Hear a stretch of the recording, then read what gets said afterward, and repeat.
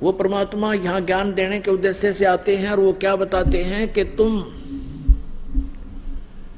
हिंदू और मुसलमान दो नहीं हो, सिख और ईसाई ये भिन्न नहीं हो, तुम मेरे बच्चे हो। आप मुझे पाने के लिए ही विभाजित हो चुके हो।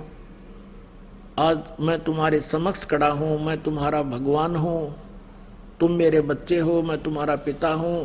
लेकिन इन काल के दूतों के द्वारा हम इतने भ्रमित कर दिए जाते हैं, हम परमात्मा को साक्षात खड़े को भी नहीं पहचान पाते हैं, हम इतने अबोध बन जाते हैं। अब क्या बताते हैं भगवान कबीर परमेश्वर जी, मैं रोवत हूं सृष्टि को, ये सृष्टि रोवे मोहे। कह कबीर हमरे वियोग को, समझ ना सकता कोई। गोता मारूं स्वर्ग में, जा बैठूं पाताले। कह कबीर ढूंढता फिरूं मैं अपने हीरे मोती लाल। तुम हीरे और मोती लाल हो उस परमात्मा के पुण्यात्माओं, आप जी को ढूंढ रहे हैं परमेश्वर। अब जैसे ये ज्ञान गंगा नामक पुस्तक आप तक पहुंचाई परमात्मा ने, और आप उसको पढ़कर आप खींचे आ रहे हो, क्योंकि ये दास जो है उस कबीर परमात्मा का एक समझो जैसे कबाड़िए होते हैं ना, कबाड़िए, और वो अपने दिहाड़ी पर नौकर छोड़ देते हैं कि भी ये ले जाओ चुंबक। वो क्या करते हैं, लोहे को लाकर कबाड़ी को देते हैं, कबाड़िया उनको तोल कर उसके हिसाब से उनका रेट दे देता है उनको मजदूरी। तो वो क्या करते हैं कि चुंबक भी साथ रखते हैं और उस चुंबक को धागे से बांध कर ऐसे जमीन पर लटकाते घिसड़ाते चलते हैं। जो लोहे के कण होते हैं उसको चिपक जाते हैं और वो उतार के उनको अपनी झोली में डाल लेते हैं, और जो कंकर पत्थर हैं वो पड़े रह जाते हैं। फिर उन लोहे के कणों को जो कि मिट्टी में जर रहे थे, खत्म हो रहे थे, उनका अस्तित्व नष्ट हो जाना था, वो वापस आ गए कहाँ, फिर कारीगर के पास। उसको फिर उन्होंने नए सिरे से उसका कोई नया औजार, कोई चम्मच बना दी, कोई फिर है कितना अच्छा औजार बन गया, यानी उनका सदुपयोग हो गया। तो आप जी इस संसार रूपी कंकर, उनमें लोहे के कण थे, स्टील के कण थे, आप परमात्मा के हंस थे, और इस परमात्मा ने ये चुंबक फेंक दिया सब जगह, और आप उसके चिपक कर आ रहे हो। अरे बाप का नया जीवन शुरू हो जाएगा। तो गरीबदास साहिब जी ने परमात्मा से परिचित होने के उपरांत प्रभु की महिमा का एक कलम तोड़ विवरण किया है। कबीर परमेश्वर की महिमा बताते हुए गरीबदास जी कह रहे हैं कि वो किस प्रकार हमें समझाया करते थे, हिंदू और मुसलमानों को समझाया करते थे कि तुम साधनाएं गलत कर रहे हो। अब परमात्मा काजी मुल्ला जो मुसलमान धर्म को भ्रमित किए हुए हैं उनको कहा करते थे, और उधर से पंडित ब्राह्मणों को, पांडवों को और ये नकली मंडलेश्वरों को कहा करते थे कि तुम साधना गलत बता रहे हो, तुम भी परिचित नहीं हो, इन भोली आत्माओं को गुमराह करके काल के जाल में फंसाए बैठे हो। तो सच्चाई कहने से परमात्मा के कबीर जी के वो सभी शत्रु बन गए थे। कौन? मुल्ला और काजी और पंडित, और वो उस टाइम के गुरुवर हिंदू धर्म के।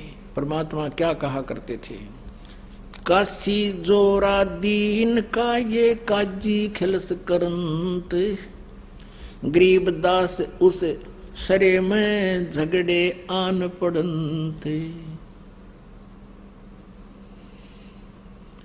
सुन काजी राजी नहीं, आप अलह खुदाए, गरीबदास किस हुक्म से तुमने ये पकड़ पछाड़ी गाय। अपनात्माओं परमात्मा कबीर जी मुसलमान काजियों को कहा करते थे कि तुमने किसके आदेश से ये गाय मार दी, मांस खाने का आदेश कौन सी किताब में लिखा है। जैसे आप जी को कल रात्रि के समय रूबरू कराया था पवित्र बाइबल से, उत्पत्ति ग्रंथ में, उत्पत्ति ग्रंथ के और अध्याय नंबर 1 के श्लोक नंबर 26 और 27 में स्पष्ट किया, 28 में, कि परमात्मा ने कहा मनुष्य को मैं अपने जैसा अपने स्वरूप में बनाऊंगा, और ऐसा ही परमात्मा ने अपने जैसा मनुष्य को रचना कर दी, नर और नारी करके उनकी उत्पत्ति कर दी। फिर उनको आदेश दिया कि तुमने मांस नहीं खाना, केवल पृथ्वी के ऊपर जितने भी बीज वाले पौधे और फलदार वृक्ष हैं, ये फल ये तुम खा सकते हो, किसी को मांस खाने का आदेश नहीं है परमात्मा का। और पुण्यात्मा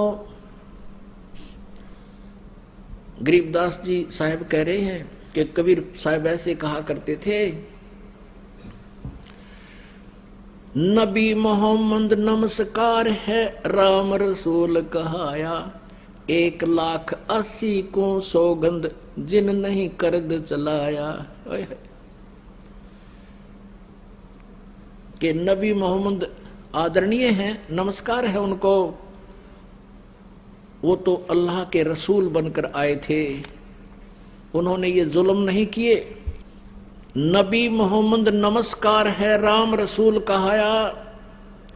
और हजरत मोहम्मद जी के उस समय 1,80,000 अनुयायी बने थे।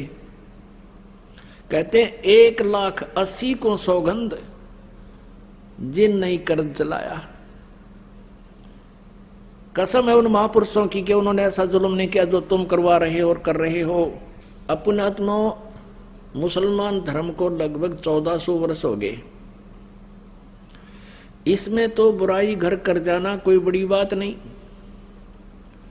जैसे ये सिख धर्म है, ये तो ज्यादा से ज्यादा 500 वर्ष पुराना है। और गुरु ग्रंथ साहिब आपके पास उपलब्ध है, उसमें पढ़ कर देख लो, जो कहीं भी मांस खाना और शराब पीना लिखा हो,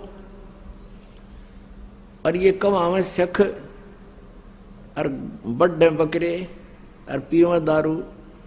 अब से पहले इतनी बुराई करगी इस पवित्र धर्म के अंदर, तो वो तो 1400 वर्ष पुराना हो गया।